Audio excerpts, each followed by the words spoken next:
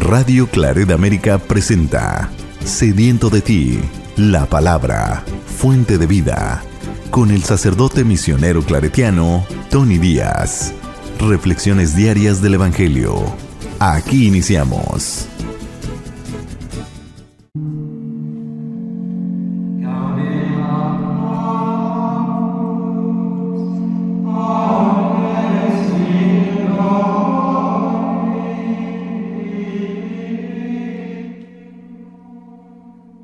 Bienvenidos hermanos a nuestras reflexiones bíblicas de las lecturas del día. Hoy es lunes de la quinta semana de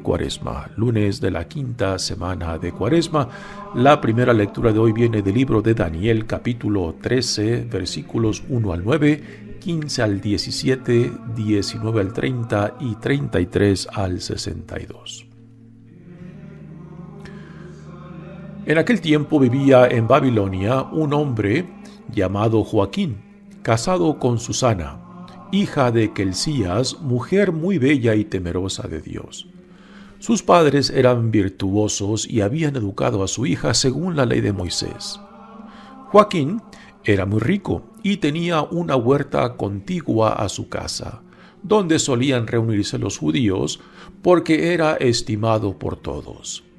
Aquel año habían sido designados jueces 2 ancianos del pueblo. Eran de aquellos de quienes había dicho el Señor: en Babilonia la iniquidad salió de ancianos elegidos como jueces, que pasaban por guías del pueblo. Estos frecuentaban la casa de Joaquín, y los que tenían litigios que resolver acudían ahí a ellos. Hacia el mediodía, cuando toda la gente se había retirado ya, Susana entraba a pasear en la huerta de su marido. Los dos viejos la veían entrar y pasearse diariamente, y se encendieron de pasión por ella. Pervirtieron su corazón y cerraron sus ojos para no ver al cielo ni acordarse de lo que es justo. Un día, mientras acechaban el momento oportuno, salió ella, como de ordinario, con 2 muchachas de su servicio, y como hacía calor, quiso bañarse en la huerta. No había nadie allí, fuera de los viejos, que la espiaban escondidos. Susana dijo a las doncellas: «Tráigame jabón y perfumes, y cierren las puertas de la huerta mientras me baño».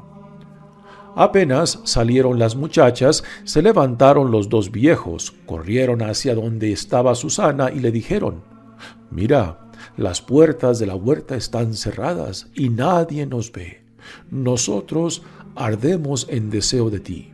Consiente y entrégate a nosotros. Si no, te vamos a acusar de que un joven estaba contigo, que por eso despachaste a las doncellas». Susana lanzó un gemido y dijo: «No tengo ninguna salida. Si me entrego a ustedes, será la muerte para mí. Si resisto, no escaparé de sus manos. Pero es mejor para mí ser víctima de sus calumnias que pecar contra el Señor».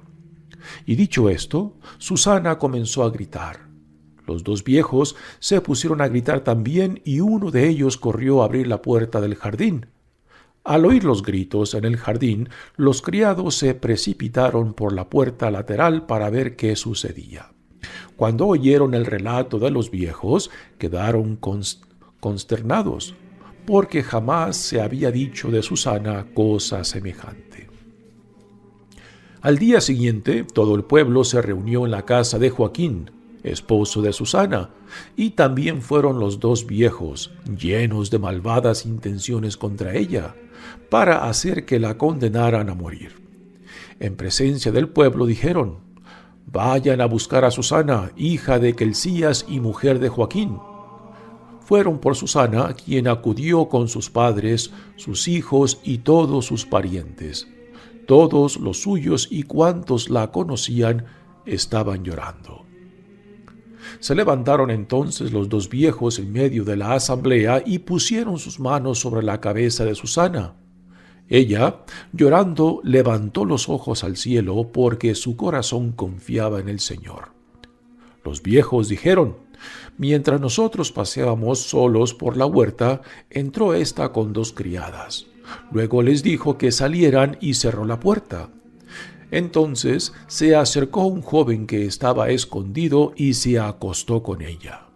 Nosotros estábamos en un extremo de la huerta, y al ver aquella infamia, corrimos hacia ellos y los sorprendimos abrazados.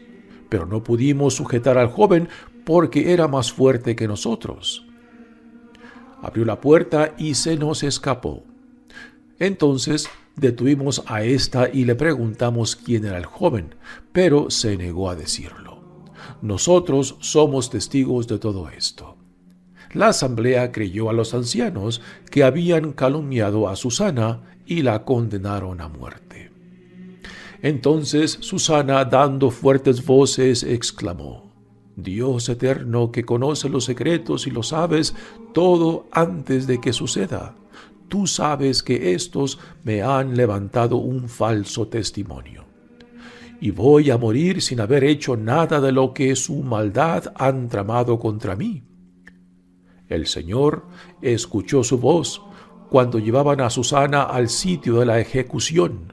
El Señor hizo sentir a un muchacho llamado Daniel el santo impulso de ponerse a gritar: Yo no soy responsable de la sangre de esta mujer. Todo el pueblo se volvió a mirarlo y le preguntaron: ¿Qué es lo que estás diciendo? Entonces Daniel, de pie en medio de ellos, les respondió: Israelitas, ¿cómo pueden ser tan ciegos? Han condenado a muerte a una hija de Israel sin haber investigado y puesto en claro la verdad. Vuelvan al tribunal porque esos le han levantado un falso testimonio. Todo el pueblo regresó deprisa y los ancianos dijeron a Daniel: Ven a sentarte en medio de nosotros y dinos lo que piensas, puesto que Dios mismo te ha dado la madurez de un anciano. Daniel les dijo entonces: Separen a los acusadores, lejos el uno del otro, y yo los voy a interrogar. Una vez separados, Daniel mandó llamar a uno de ellos y le dijo: Viejo en años y en crímenes, ahora van a quedar al descubierto tus pecados anteriores, cuando injustamente condenabas a los inocentes y absolvías a los culpables, contra el mandamiento del Señor. No matarás al que es justo e inocente. Ahora bien, si es cierto lo que viste, dime debajo de qué árbol estaban juntos. Él respondió: debajo de una acacia. Daniel le dijo: Muy bien, tu mentira te va a costar la vida, pues ya el ángel ha recibido de Dios tu sentencia y te va a partir por la mitad.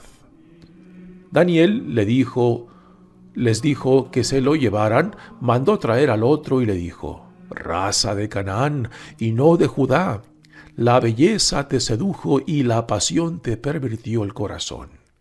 Lo mismo hacían ustedes con las mujeres de Israel, y ellas, por miedo, se entregaban a ustedes. Pero una mujer de Judá no ha podido soportar la maldad de ustedes. Ahora dime, ¿bajo qué árbol los sorprendiste abrazados? Él contestó: debajo de una encina. Replicó Daniel: también a ti tu mentira te costará la vida. El ángel del Señor aguarda ya con la espada en la mano para partirte por la mitad. Así acabará con ustedes. Entonces toda la asamblea levantó la voz y bendijo a Dios, que salva a los que esperan en él. Se alzaron contra los 2 viejos a quienes con palabras de ellos mismos Daniel había convencido de falso testimonio, y les aplicaron la pena que ellos mismos habían maquinado contra su prójimo. Para cumplir con la ley de Moisés, los mataron y aquel día se salvó una vida inocente. Palabra de Dios. El salmo responsorial es el Salmo 22 y el responsorio es: Nada temo, Señor, porque tú estás conmigo. Nada temo, Señor, porque tú estás conmigo. El Señor es mi pastor, nada me falta. En verdes praderas me hace reposar, y hacia fuentes tranquilas me conduce para reparar mis fuerzas. Nada temo, Señor, porque tú estás conmigo. Por ser un Dios fiel a sus promesas, me guía por el sendero recto. Así, aunque camine por cañadas oscuras, nada temo, porque tú estás conmigo. Tu vara y tu cayado me dan seguridad. Nada temo, Señor, porque tú estás conmigo. Tú mismo me preparas la mesa a despecho de mis adversarios. Me unges la cabeza con perfume y llenas mi copa hasta los bordes. Nada temo, Señor, porque tú estás conmigo. Tu bondad y tu misericordia me acompañarán todos los días de mi vida, y viviré en la casa del Señor por años sin término. Nada temo, Señor, porque tú estás conmigo. El Evangelio de hoy viene de Juan, capítulo 8, versículos 1 al 11. En aquel tiempo Jesús se retiró al monte de los Olivos y al amanecer se presentó de nuevo en el templo donde la multitud se le acercaba y él, sentado entre ellos, les enseñaba. Entonces los escribas y fariseos le llevaron a una mujer sorprendida en adulterio y poniéndola frente a él le dijeron: Maestro, esta mujer ha sido sorprendida en flagrante adulterio. Moisés nos manda en la ley a apedrear a esta mujer. ¿Tú qué dices? Le preguntaban esto para ponerle una trampa y poder acusarlo. Pero Jesús se agachó y se puso a escribir en el suelo con el dedo. Como insistían en su pregunta, se incorporó y les dijo: Aquel de ustedes que no tenga pecado, que le tire la primera piedra. Se volvió a agachar y siguió escribiendo en el suelo. Al oír aquellas palabras, los acusadores comenzaron a escabullirse uno tras otro, empezando por los más viejos, hasta que dejaron solos a Jesús y a la mujer, que estaba de pie junto a él. Entonces Jesús se enderezó y le preguntó: Mujer, ¿dónde están los que te acusan? ¿Nadie te ha condenado? Ella le contestó: Nadie, Señor. Y Jesús le dijo: Tampoco yo te condeno. Vete y ya no vuelvas a pecar.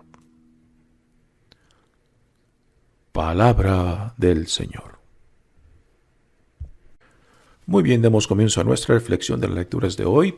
Ya estamos a principios de la quinta semana de Cuaresma, ya estamos prácticamente a vísperas del comienzo de la Semana Santa, las fiestas más solemnes de nuestra tradición cristiana. Este próximo domingo será el Domingo de Ramos, que dará comienzo a la Semana Santa. Y aquí, en esta primera lectura, tenemos otra de las hazañas del profeta Daniel. Se cree que antes de Cristo circulaban varias historias acerca de este profeta Daniel, y algunas de ellas están incluidas en este libro de Daniel. Y también en esta lectura que acabamos de escuchar acerca de Susana, el capítulo 13, es una historia que solamente se encuentra en las versiones de la Biblia católica, porque la versión de la Biblia católica es tomada de la Septuaginta, de la versión griega del Antiguo Testamento. En el texto antiguo hebreo del libro de Daniel no se encuentran estas historias, y se cree que esta historia de Susana y las otras que son incluidas en el capítulo 14 de Daniel fueron incorporadas cuando el texto hebreo fue traducido al griego en la Septuaginta. También las versiones protestantes de este libro de Daniel no incluyes, por eso, porque ellos toman la traducción del texto original hebreo. Bueno, pero los que comentan sobre este libro de Daniel nos dicen de que estas historias tienen como fuente el griego o algunas de las lenguas semíticas del pueblo de Israel, y que no es nada raro de que hayan sido incorporadas cuando el Antiguo Testamento fue traducido al griego por los 70 escribas, según dice la tradición. Por eso el nombre de la Septuaginta, que lleva el nombre de la traducción griega. Ahora, ¿por qué esta historia de Susana está incluida en esta quinta semana, ¿no? Quizás podamos reflexionar sobre esta pregunta, porque aún hoy en día podemos decir ¿de qué vale cultivar las virtudes si parece que nada nos sirve? Porque parece que en el mundo los que no son virtuosos, los que rechazan a Dios, los que rechazan la justicia o la compasión y misericordia de Dios, parecen que triunfan y parece que les va mucho mejor, ¿no?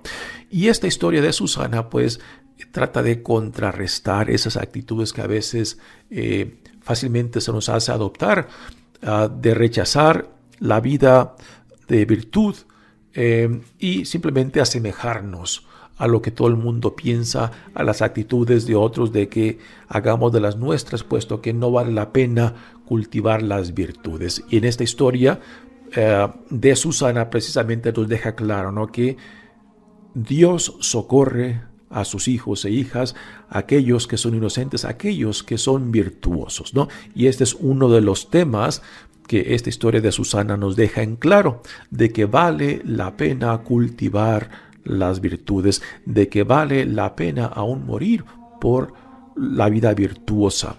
Aunque el mundo no lo reconozca, Dios sí lo reconoce. Y esta actitud que se manifiesta en la castidad conyugal de Susana, pues es una actitud que también encontramos, por ejemplo, en los libros de los Macabeos, que también se resisten ante la influencia de aquellos que buscan someter al pueblo de Israel a las tradiciones, a las culturas vecinas. Los comentaristas también nos dicen de que esta historia de Susana es un tipo de parábola. Parábola en el sentido de que busca ilustrar y comparar a aquellos que se mantienen fiel a la ley de Moisés, a la ley del Señor, en contraste de aquellos que se han dejado corromper por las culturas ajenas al judaísmo, ¿no? Y aquí Susana representa pues aquellos que se mantienen fiel ante la perversidad aún de aquellos judíos que se han dejado corromper por las tradiciones, la cultura particularmente griega de aquel entonces. También otro comentario que nos dicen los expertos en este libro de Daniel es de que quizás esta historia de Susana como una parábola es una crítica al rey Antíoco IV, que reinaba en tiempos antes de Jesús y que fue un rey sirio que quiso imponer la cultura griega y prácticamente hacer desaparecer la religión del pueblo de Israel, ¿no? Entonces esta historia pues es una crítica en contra de este rey Antíoco el IV, que quería forzar al pueblo de Israel sometiéndolo a la cultura griega. Entonces aquí Susana representa a aquellos que se mantuvieron fiel al estilo otra vez de los macabeos, ¿no?, que preferirían morir antes de que ser sometidos y al rechazar la ley del Señor. Así que como parábola pues tiene algo mucho que enseñarnos aún para nosotros, de que vale la pena cultivar las virtudes, de mantenerse fiel aún ante la calumnia, aún ante las acusaciones de un inocente. Así que tenemos en esta historia a Susana, una mujer que se nos dice que es bella, ¿no? Y es la belleza lo que ha seducido a estos ancianos jueces que trataron de abusar de ella. Y Susana, en su inocencia, pues defiende su castidad conyugal y prefiere morir antes de que no solamente someterse a los deseos de estos jueces pervertidos, así que mejor prefiere morir inocente ante Dios que someterse a las acusaciones y a los deseos de estos jueces pervertidos. Hacia el final de esta historia tenemos ya aquí la presencia de Daniel, que se nos presenta como un joven y que al ver y al ser testigo de lo que el pueblo está llevando a cabo en poner a muerte a Susana por la acusación de estos ancianos jueces, pues él levanta la voz inspirado por el Espíritu de Dios y dice que él no será cómplice de lo que el pueblo está por hacer, de dar muerte a una mujer honesta, a una mujer que se le ha levantado una calumnia, y que aunque estos dos ancianos sean jueces, pues son jueces falsos, son jueces pervertidos, ¿no? Y entonces aquí esta historia de Susana pues es otra hazaña más de las muchas que se encuentran en el libro de Daniel y que circulaban en tiempos antes de Cristo acerca de este héroe judío, ¿no? Que manifestaba la grandeza de Dios aún en su juventud, y es esta intervención de Daniel lo que a últimas salva a Susana, que es inocente, ¿no? Así que esta historia como tal, por una parte nos quiere contar otras hazañas que se encuentran en el libro de Daniel, particularmente en el capítulo 13 y después el capítulo 14, que también nos cuenta otras historias de Daniel, como inspirado por Dios. Por ejemplo, pelea contra monstruos y leones y siempre sale victorioso por el poder de Dios. Y también en el capítulo 14 se nos da otra hazaña de Daniel, que desenmascara a los ídolos. El segundo tema de esta enseñanza, como lo mencioné al principio, pues es de que vale la pena la vida virtuosa, de que aunque el mundo no lo reconozca, ante Dios, la persona virtuosa, la persona que se aferra a la ley del Señor, a los mandamientos del Señor, ante Dios, digamos, es una joya preciosa. Y es este otro tema lo que esta historia de Susana nos deja en claro. Para este tiempo de Cuaresma, pues es un tema también muy apropiado, ¿no? Ya que es el propósito de esa temporada de llamarnos a la vida virtuosa, de retomar nuestra verdadera dignidad e identidad como hijos e hijas amados de Dios, de revestirnos según como Dios nos ve, según como Dios nos ama, ¿no? Ese es un tema apropiado para esta temporada de Cuaresma, particularmente ahora que ya estamos cerca del fin de esta temporada, y aunque ya estemos en la 5ª semana, pues aún no es tarde, hermanos. No es tarde de regresar al Señor, no es tarde para revestirnos de nuestra dignidad e identidad como hijos amados de Dios. No es tarde para realmente regocijarnos en lo que Dios en Jesucristo nos da. Muy bien, pasemos ahora al Evangelio de hoy, que viene de Juan. Y en este Evangelio de Juan también tenemos otra escena en la cual una mujer es presentada ante Dios que fue sorprendida en adulterio. En este caso queda claro que la mujer es culpable y que ahora los escribas y los fariseos pues la están utilizando simplemente como un instrumento, para los fariseos y escribas que le traen a esta mujer que fue arrestada en pleno adulterio. No le importa nada, ni la vida ni la dignidad de esta mujer, por más culpable que sea. Simplemente la está utilizando como un instrumento para poder atrapar a Jesús y así poderlo acusar, porque esa es la intención de los fariseos y escribas aquí en esta escena, de buscar una excusa, de ponerle una trampa para así poderlo acusar y al acusarlo callarlo, porque era rechazado por ellos, ¿no? Así que Jesús se encuentra en el templo nuevamente enseñando, y ahí es donde le presentan a esta mujer que fue arrestada en pleno adulterio. Dice el Evangelio: en aquel tiempo Jesús se retiró al monte de los Olivos y al amanecer se presentó de nuevo en el templo, donde la multitud se acercaba y él sentado entre ellos les enseñaba. Jesús en el Evangelio de Juan va y viene de Galilea a Jerusalén por lo menos 3 o 4 veces, ¿no? En los otros evangelios, particularmente en el de Lucas, Jesús va como adulto a Jerusalén solamente una vez, pero no en el Evangelio de Juan. Repito, va 3 o 4 veces. Y cada vez que se siente amenazado en Jerusalén, se regresa a Galilea hasta que no llegue su tiempo, el tiempo apropiado, el tiempo cuando Dios dice: hijo, ya es tiempo de que tu misión llegue a su culmino. Entonces ya Jesús no pone más peros, no se escapa más, sino que planta cara hacia la misión que Dios le ha encomendado, ¿no?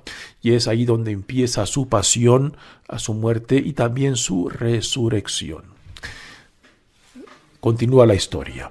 Entonces los escribas y fariseos le llevaron a una mujer sorprendida en adulterio y poniéndola frente a él le dijeron: Maestro, esta mujer ha sido sorprendida en flagrante adulterio. Moisés nos manda en la ley a apedrear a esta mujer, y por apedrear es apedrearla a muerte. Recordemos que prácticamente esta sería la condena que se le hubiera dado a María si su embarazo hubiera salido al público, si José la hubiera acusado de adulterio, porque aun cuando ya estaban desposados, legalmente ya estaban casados, aunque faltaba la tercera etapa del proceso matrimonial, ¿no? Así que este hubiera sido el castigo de María si su embarazo por el Espíritu Santo hubiera salido al público, ¿no? Así que esta historia queda en claro de que la mujer fue sorprendida en adulterio y que es culpable. Ahora lo interesante es, bueno, ¿dónde está el hombre con quien fue sorprendida en adulterio? Para que se lleve a cabo una acusación de adulterio se requiere de 2 personas, de un hombre y una mujer, y que uno de ellos esté casados, ¿no? La historia no nos dice si es la mujer o si es el hombre quien estaba casado, pero es a la mujer a que simplemente los fariseos y los escribas están utilizando como un instrumento para hacer caer, para crear una causa de acusación para Jesús. Repito, a ellos no les interesa nada la vida de la mujer, ¿no?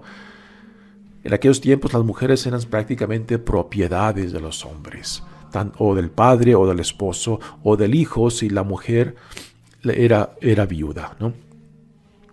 Así que Jesús se hace presente ante esta situación, pero no parece ser conmovido por la escena. Él sigue escribiendo la tierra. ¿Qué es lo que está escribiendo? No nos dicen.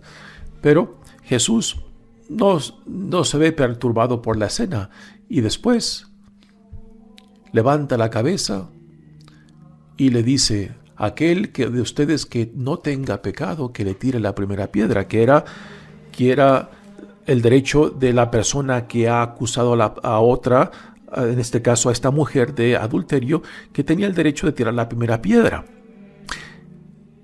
Y los acusantes, al escuchar estas palabras de Jesús, aquel que no tenga pecado, que tire la primera piedra, se fueron alejando, empezando por los ancianos, ¿no? Y aquí es una situación muy interesante, de que los acusadores, reconociendo que ante las palabras de Jesús, ¿quién podía defenderse? ¿Quién podía decir: yo no tengo pecado, ¿no? Y es algo significante que, empezando con los ancianos, supuestamente con los que tienen más madurez, los que tienen más sensatez y sabiduría, pues reconocen que ante las palabras de Jesús no eran capaces de tirar esa primera piedra, puesto que en ellos también el pecado los acusa. Al oír estas palabras, los acusadores comenzaron a escabullirse uno tras otro, empezando por los más viejos, hasta que dejaron solos a Jesús y a la mujer que estaba de pie junto a él. Entonces Jesús se enderezó y le preguntó: «Mujer, ¿dónde están los que te acusaban? ¿Nadie te ha condenado?» Ella le contestó: «Nadie, Señor». Y Jesús le dijo: «Tampoco yo te condeno. Vete y ya no vuelvas a pecar». ¿Está Jesús perdonándole el adulterio a esta mujer? No. Pero lo que Jesús sí está modelando aquí es la compasión y la misericordia de Dios. Y no tanto la justicia. Según la justicia, o sea, según la ley de Moisés, pues esta mujer tenía que ser apedreada a muerte. Pero lo que Jesús modela claramente, lo que Jesús nos deja en claro es el amor y la compasión de Dios, que eran las cualidades que muy poco se mencionaban, que muy poco resaltaban en tiempos del judaísmo de Jesús. Lo que sí resonaba mucho, lo que sí se enfatizaba mucho era la justicia, pero no la compasión, la misericordia. Esto es algo muy similar a lo que hoy en día vemos en nuestro Papa Francisco, ¿no? El tema de la compasión y la misericordia de Dios. No que la justicia no sea importante, lo es, pero porque aún hoy en día la compasión y misericordia de Jesús no es lo que resalta, es lo que el Papa Francisco nos recuerda que son los atributos más importantes, más centrales de nuestro Dios. Y para el tiempo de la Cuaresma, pues es un recordatorio para nosotros, ¿no? De que Dios constantemente viene detrás de nosotros buscando para que regresemos a Él, para que nos arrepintamos, para que reorientemos nuestras vidas hacia aquel que en amor nos crea, en amor nos llama. El amor quiere que lleguemos a la plenitud de la vida para la cual hemos sido creados. Y este es el llamado, hermanos, hermanas, en esta temporada de Cuaresma, que aunque ya estemos en la quinta semana, nunca es tarde para escuchar el llamado de nuestro Padre, para regresar a Él, para revestirnos de nuestra dignidad, de lo que Dios dice que somos, hijos e hijas amados de Él. Mi nombre es Padre Tony Díaz, misionero claretiano. Que Dios los bendiga. Radio Claret América presentó Sediento de ti, la palabra. Fuente de vida. Sus comentarios son importantes. Contáctenos en radioclaretamerica@gmail.com.